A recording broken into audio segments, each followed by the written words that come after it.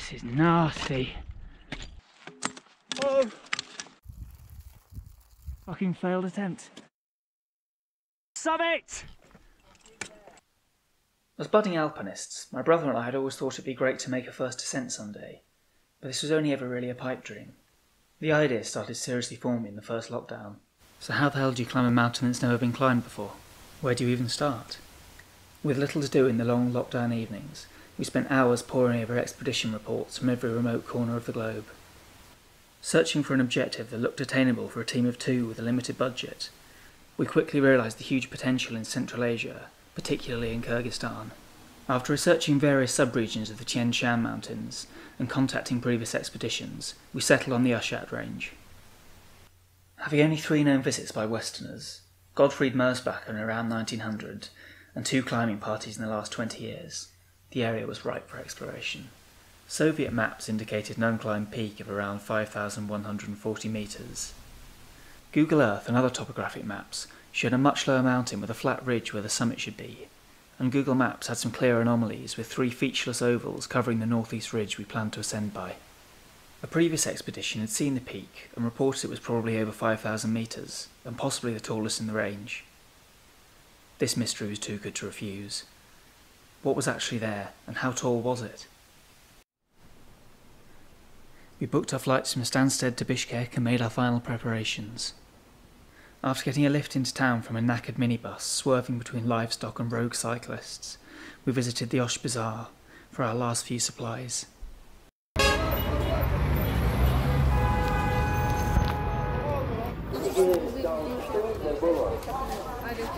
Next morning we caught the first bus east, out through the steppe and deserts, and along the shores of Lake Issyk, arriving in Karakol later that evening. The next day was spent wandering around town while we waited for our delayed border permit to be granted. In the morning we said goodbye to the nicest hostel owner I've ever met, an overwhelmingly friendly man who offered us some of his beer the moment we stepped through the door in the early morning. Once he discovered I could play, he rushed off and returned with a knackered old guitar, and I was flooded with requests. He sang all the words he could remember to Hotel California, after which he burst into a frantic improvised melody in the traditional Kyrgyz style.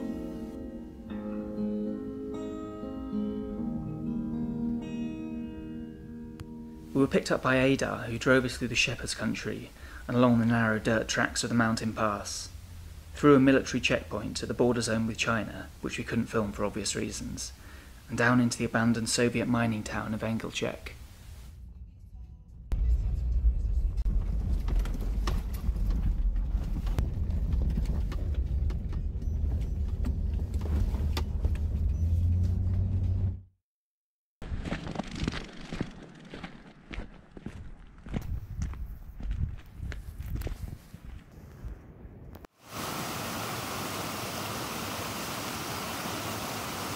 After being dropped off at the end of the track, we made our way down the valley in the blistering sun, past the last signs of exploratory geological surveys.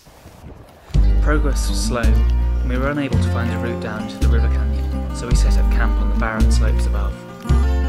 Next morning, slightly dehydrated from not reaching water the night before, we made our way down the gorges and cliffs to the river below.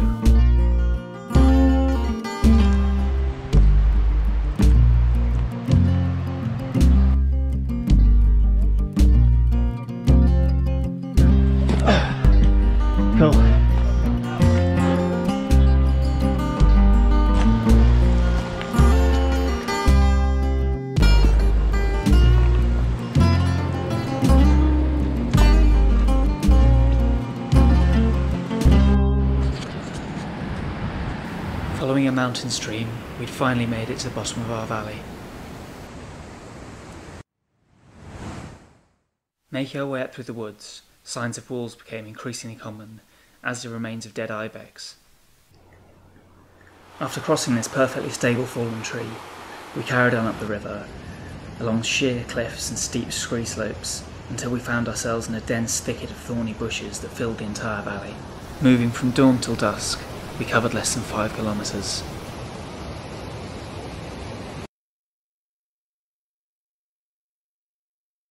In the morning we made the remaining journey up the endless moraines to our base camp below a massively shrunken glacier at the foot of the mountain.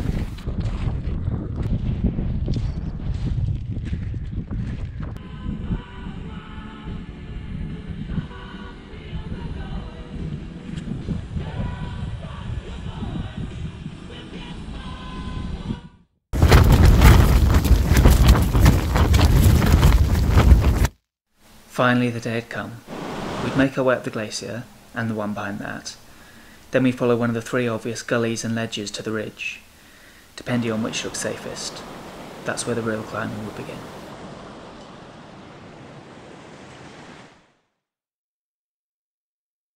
Gloves on, and let's record this fucking failed attempt. Still where no one's ever tried before. Guess we can. Silent before you go and listen out. Sorry? Listen out right Yeah, before you go. I'll let you know as soon as you're on a nice X belay down the bottom. I'm going to go for the bit where they're open so I can at least see where the crevasses are.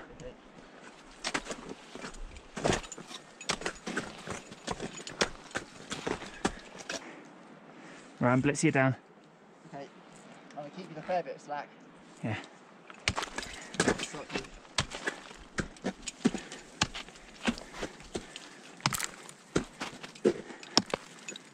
Whoa, heads up. Go down to the bridge. Whoa. You're on the best belay I can do.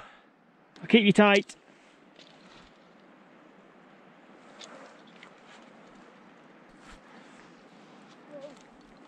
Do you go in? Heard a big boulder fall just then. Jesus.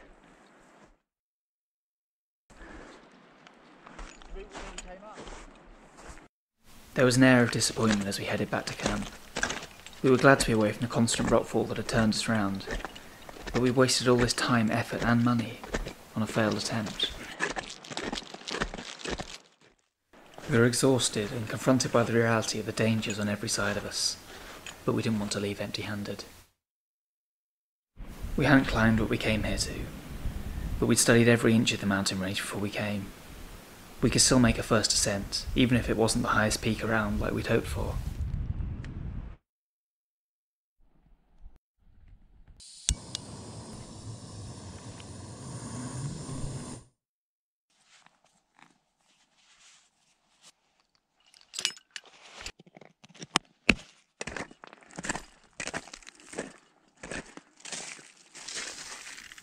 We made good progress up the glacier, and after a quick discussion about hairstyling, we headed up the scree slope to the foot of the rock band.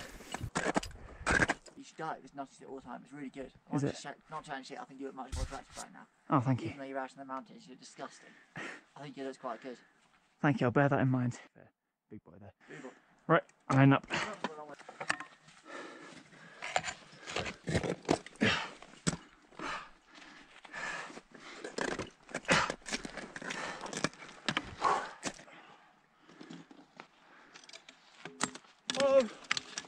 Bloody hell, mate.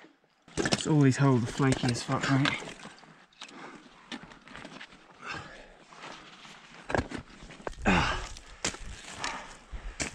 Climbing.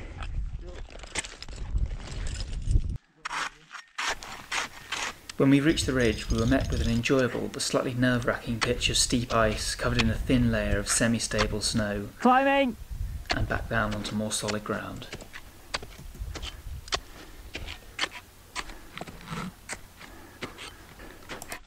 How much slack have I got?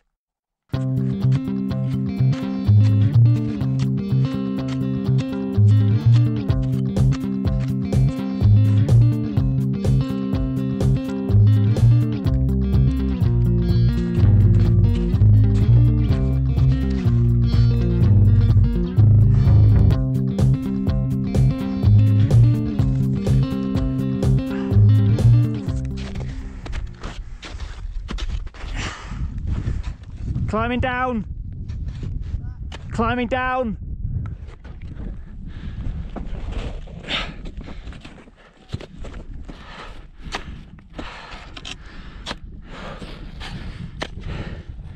On rock! It's not, I'm not pulling it tight at all, that's just the weight.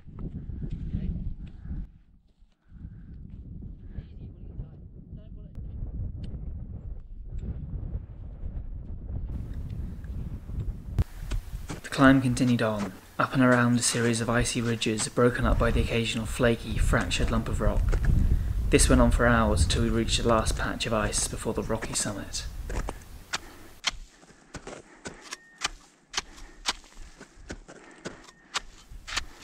The loose rock leading up to the summit was unnervingly unstable and gave very little chance to place any protection. This didn't inspire much confidence, with sheer drops of nearly a vertical kilometre of ice on one side and even more of jagged rocks on the other. It's a possibility the next one along is the summit. This is nasty. Okay, can't lie to you, mate, bricking this. So loose. Fuck me, mate.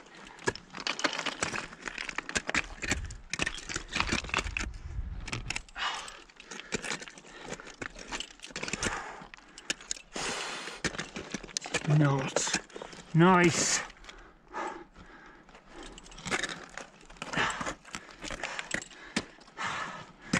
But we have summit. Sorry? Right. Set you up a belay here. Whatever the fuck I can.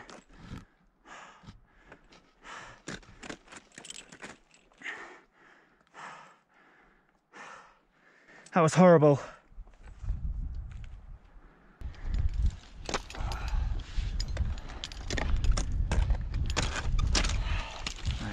We've got a little ledge down here.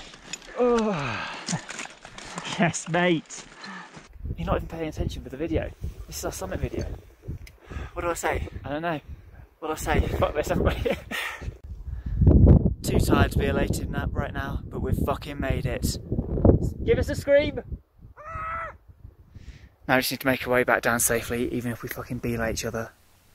With dehydration and exhaustion hitting as we descended, the mountains began to feel increasingly hostile as we watched flash floods and seracs break away. We arrived back in camp, utterly broken. After a huge thunderstorm all night, we woke to thick snow. Cold, wet and miserable, we made our way back down the valley. Snow falls, ice melts, rivers flow. Nothing's changed. Just a glimmer of pride in the eyes of a pair of broken and exhausted adventurers. And the reward? 4,666 metres of unexplored hostility that we're calling Devil's Peak.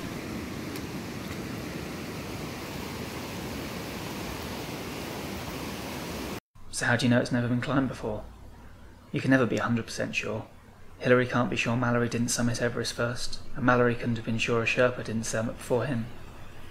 There were no Western, Russian or Kyrgyz climbing records. The local population lives a subsistence shepherding lifestyle in the valleys and has no reason to venture into the high mountains. The Russian approach to climbing in the area focused mainly on long treks from one mountain pass to another and only the most prominent peaks. One Russian pass was marked a few kilometres from our mountain, but a lot of serious climbing would have been required to reach any of the surrounding peaks from here. As the area only opened up to the peat-bagging Western cultures after the collapse of the USSR, there are only 2 previous records of any climbing in this valley, and neither expedition summited this mountain. We concluded there was no evidence this peak had ever been reached before. There's still a lot of potential in the range for the Intrepid, and since we never reached the summit at peak 5140, there's still quite literally a blank space on the map. If you're feeling adventurous.